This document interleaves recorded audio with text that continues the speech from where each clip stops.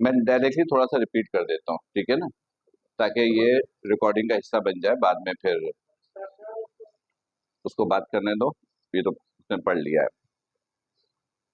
इधर देखिएगा,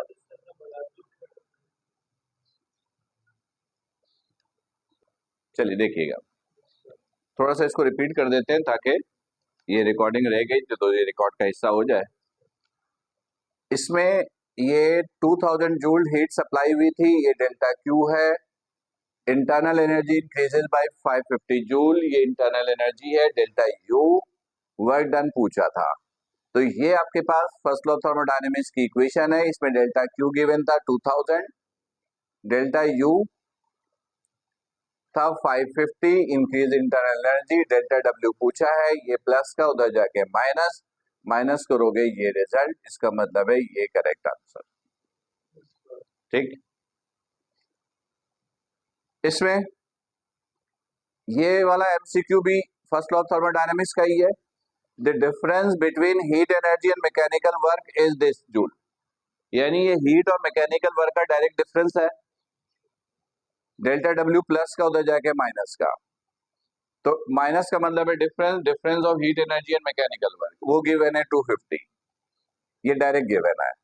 तो इंक्रीज इन इंटरनल एनर्जी, तो ये delta U as it is, तो डेल्टा यू डायरेक्ट आ गया 250, मतलब ये आंसर बिल्कुल करेक्ट है।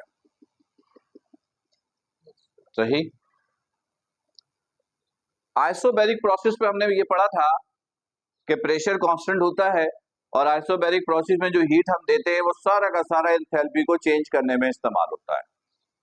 यहाँ पर यही पूछा था कि आइसोबैरिक प्रोसेस में इतना जूल हीट सप्लाई किया, तो सिस्टम की एंथैल्पी कितनी चेंज हुई, तो जितना हीट देते हो वो सारा का सारा एंथैल्पी को चेंज करने में इस्तेमाल होता है, मतलब 350 ही करेक्ट आंसर है आपका। राइट, इधर सीपी गिवन है 7/2R, सीवी की वैल्यू पूछी है। तो इस एमसीक्यू में डायटोमिक या मोनोटोमिक बताना बिल्कुल जरूरी नहीं है, क्योंकि सीपी खुद बता रहा है कि ये वैल्यू डायटोमिक गैस के लिए है, क्योंकि मोनोटोमिक गैस के लिए सीपी की वैल्यू 5/2R। तो आप इसका आंसर डायरेक्ट भी याद रख सकते हो कि डायटोमिक गैस के लिए सीवी की वैल्यू 5/2R, ये करेक्ट। फॉर्मूले से निकालना चाहोगे तो इससे निकालोगे, CP minus CV is equal to R, R इधर प्लस का इधर आके माइनस का, सीवी माइनस का इधर आके प्लस का। सीपी की वैल्यू पुट करेंगे, माइनस करेंगे, ये आ जाएगा 5/2R, यानी ये आंसर बिल्कुल करेक्ट। इससे पूछा था कि सीपी ग्रेटर होता है सीवी से, कितना ग्रेटर है?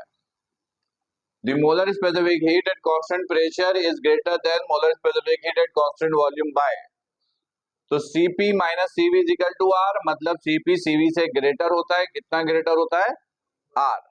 तो R ऑप्शन में था नहीं, तो R की वैल्यू ऑप्शन में थी, R की वैल्यू होती है 8.314 जूल्स पर मोल केल्विन, तो ये आपका बिल्कुल करेक्ट आंसर है। राइट, और ये तो इंफॉर्मेशन बेस्ड था, ये रिलेशन में हमने पढ़ा था कि स्पेसिफिक हीट और उस सब्सटेंस के मोलर मास के प्रोडक्ट को क्या कहते हैं? Molar specific heat. Molar specific heat के दो कॉन्सेप्ट देखे थे, तो उसमें एक जो मैथमेटिकल था वो ये कि product of specific heat of a substance and it's molar mass is called molar specific heat, तो ये आंसर आपका बिल्कुल करेक्ट है। हाँ, तुम्हारे सारे सही हैं, ठीक है, ओके। अच्छा अब सुनिएगा,